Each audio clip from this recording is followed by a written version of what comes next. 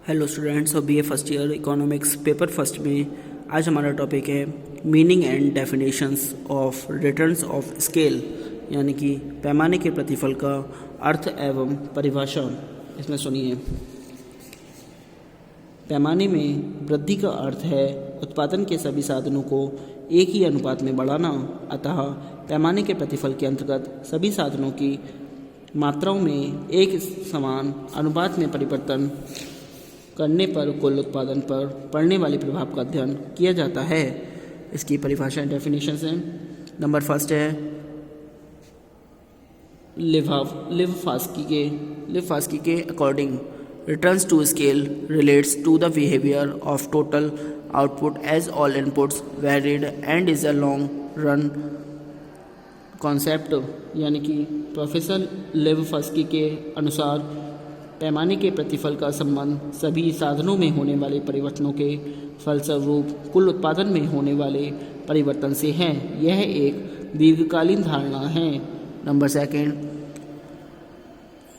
कोत्सोमानी के according the term return to scale refers to the change in output as all factors change by the same proportion. यानी कि professor कोत्सोवानी के अनुसार पैमाने का प्रतिफल का संबंध सभी साधनों में समान अनुपात से होने वाले परिवर्तनों के कारण उत्पादन में होने वाले परिवर्तन से है। आती है इसके एक्सप्लेनेशन यानी व्याख्या। दीर्घकाल में सभी साधनों को एक ही अनुपात में अथवा विभिन्न अनुपात में बढ़ाकर किसी वस्तु के उत्पादन को बढ़ाया जा सकता है। साधारणतया पैमाने के स्तर के नियम से अभिप्राय सभी साधनों में समान अनुपात में वृद्धि होने के कारण उत्पादन में होने वाली वृद्धि से है। उत्पादन में होने वाली इस वृद्धि को पैमाने का प्रतिफल कहा जाता है। पैमाने के प्रतिफल के संबंध में निम्नलिखित बातें उल्लेखनीय हैं। इसका संबंध दीर्घकाल से होता है। यह दीर्घकालीन उत्पादन फलन पर आधारित होते हैं। इनमें सभी साधनों का पारस्परिक अनुपात स्थिर रहता है, अर्थात सभी साधनों की इकाइयों को एक से अनुपात में परिवर्तित किया जाता है। उत्पादन की तकनीक स्तर रहती है।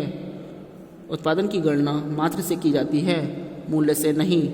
साधन अब आता है distinction between changes in function in factors proportion and changes in scale. साधन अनुपात में परिवर्तन व पैमाने में परिवर्तन में अंतर। पैमाने के प्रतिफल की सही ढंग से व्याख्या करने के लिए यह आवश्यक होगा कि पैमाने में परिवर्तन तथा साधनों के अनुपातों में परिवर्तन के मध्य अंतर स्पष्ट कर लिया जाए। नंबर 1 है प्रपोर्शन यानी कि अनुपात। सुनिए। इसमें एक स्थिर साधन के सहायक परिवर्तनशील साधनों के साथ संयोग को एक अनुपात कहा जाता है। एक प्लांट या संयंत्र को एक बहुत बड़ा अनुपात कहा जा सकता है।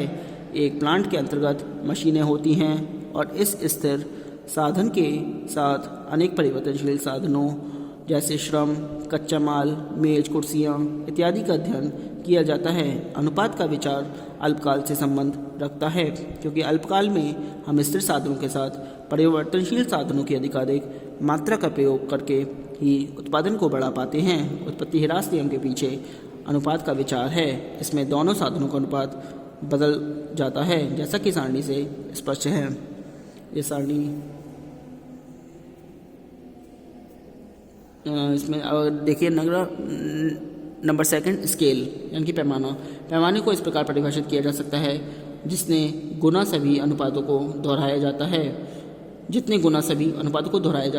अर्थात जितने गुना स्थिर और परिवर्तनशील साधनों को बढ़ाया जाता है उतना ही यह फर्म के पैमाने को स्थापित करता है।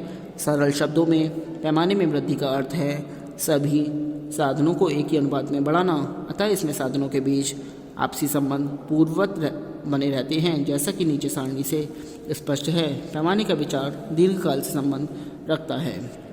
इसमें सुनिए, याद रखिए। सारणी फर्स्ट, पैमाने व अनुपात में अंतर। फर्स्ट है साधन अनुपातों में परिवर्तन ब्रैकेट में परिवर्तनशील अनुपातों का नियम।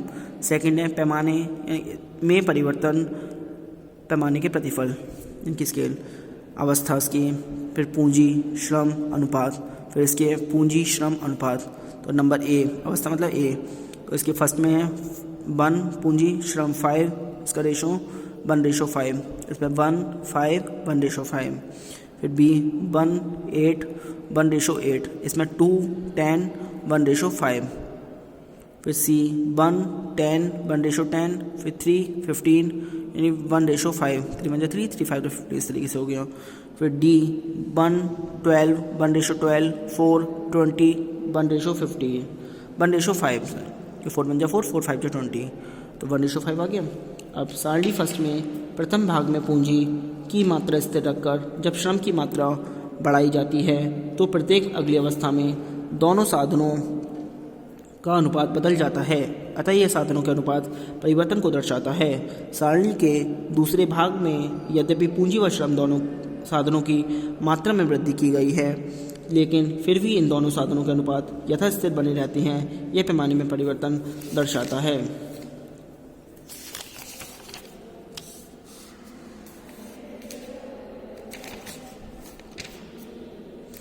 अब आता है different types of returns to scale, यानी कि पैमाने के प्रतिफल के विभिन्न रूप। इसमें सुनिए,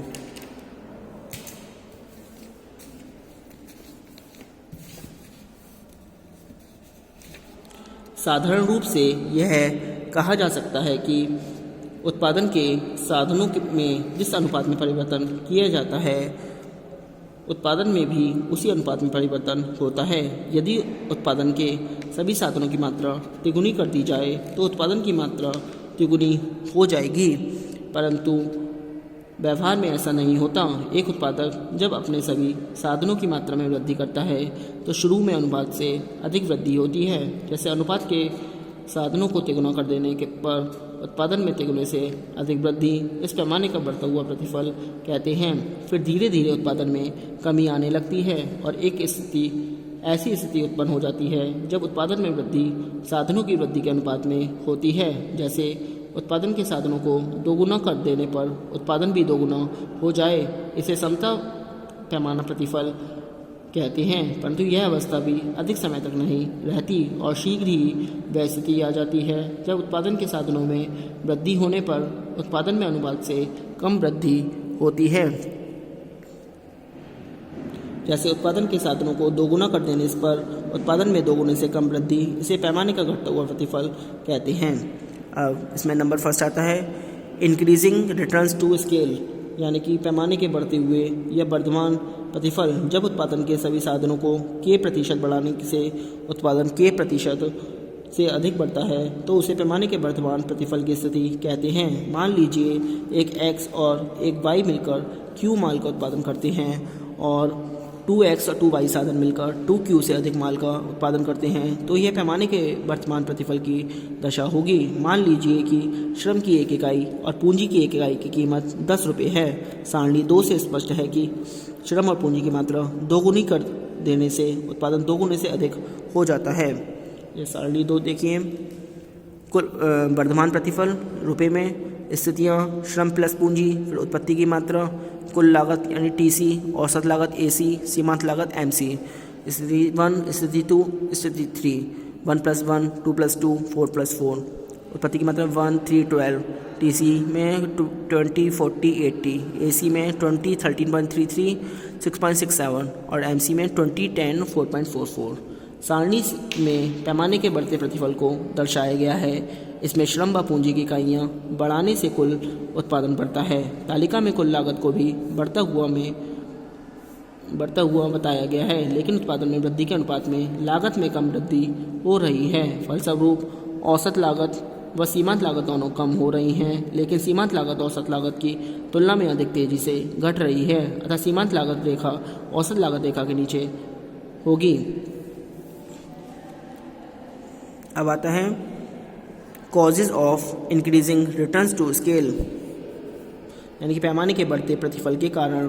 पैमाने के बढ़ते प्रतिफलों का मूल कारण वे अनेक प्रकार की बचतें हैं जो उद्योग को पैमाने की वृद्धि के फलस्वरूप प्राप्त होती हैं। ये बचतें मुख्यतः निम्न प्रकार की होती हैं। नंबर फर्स्ट है इंक्रीज इन प्लांट साइज, यानी कि पूंजी संपत्ति के आकार में वृद्धि। उत्पादन में अधिक अनुपात में वृद्धि होने का कारण यह है कि उत्पादन को बढ़ाने के लिए पूंजीगत वस्तु के आकार में वृद्धि की जाती है और बड़े आकार वाली पूंजीगत वस्तुओं से प्राप्त होने वाली उपज लागत में हुई वृद्धि से अधिक अनुपात में होती है। ऐसी वस्तुओं को नियमीय बचतें कहते हैं। उदाहरण के लिए यदि एक तेल पाइप का घेरा 2 गुना कर दिया जाए तो उससे पहले की तुलना में दूने से अधिक तेल को निकाला जा सकता है। नंबर 2, इंडिविजिबिलिटी यानी कि अविभाज्यता। उत्पादन में अधिक अनुपात में वृद्धि होने का दूसरा कारण पूंजीगत वस्तुओं की अविभाज्यता है। अविभाज्यता का अर्थ यह है कि साधन कुछ निश्चित आकारों में ही उपलब्ध होते हैं। उत्पादन के पैमाने में जो विस्तार किया जाता है त्यों अविभाज्य साधनों का उपयोग अधिक होने लगता है और उत्पादन लागत प्रति इकाई कम होने लगती है। उदाहरण के लिए मान लीजिए बल्ब बनाने की एक मशीन है जो दिन भर में 300 बल्ब बना सकती है। मांग कम होने के कारण वह केवल 50 बल्ब का निर्माण करती है। यदि बल्बों की मांग बढ़ जाती है तो हम उस मशीन से 300 बल्ब बनाएंगे, अर्थात उत्पादन 6 गुना बढ़ जाएगा। इससे प्रति बल्ब उत्पादन की लागत पहले से कम हो जाएगी। नंबर 3, स्पेशलाइजेशन ऑफ लेबर यानी कि श्रम का विशिष्टीकरण। प्रोफेसर चैम्बरलिन ने पैमाने के सिद्धांत में श्रम विभाजन तथा विशिष्टीकरण पर बहुत जोर दिया है। उत्पादन के पैमाने को बढ़ाने से जटिल श्रम विभाजन तथा अधिक श्रम विभाजन संभव हो जाता है। श्रम विभाजन के कारण श्रमिकों को अपनी योग्यता अनुसार कार्य मिल जाता है और एक ही कार्य को बार बार करने से वे अधिक कुशल हो जाते हैं। नंबर 4, प्रोडक्शन इकोनॉमीज यानी कि उत्पादन मितव्ययताएँ। बड़े पैमाने के उत्पादन से कुछ आंतरिक तथा बाह्य बचतें प्राप्त होने लगती हैं जिससे प्रति इकाई लागत कम हो जाती है। इन बचतों के अंतर्गत हम मुख्य रूप से प्रबंध, विपणन, न जोखिम, श्रम विभाजन, कच्ची सामग्री के क्रय करने संबंधी बचतों को सम्मिलित करते हैं। आज के लिए इतना ही। Thank you very much.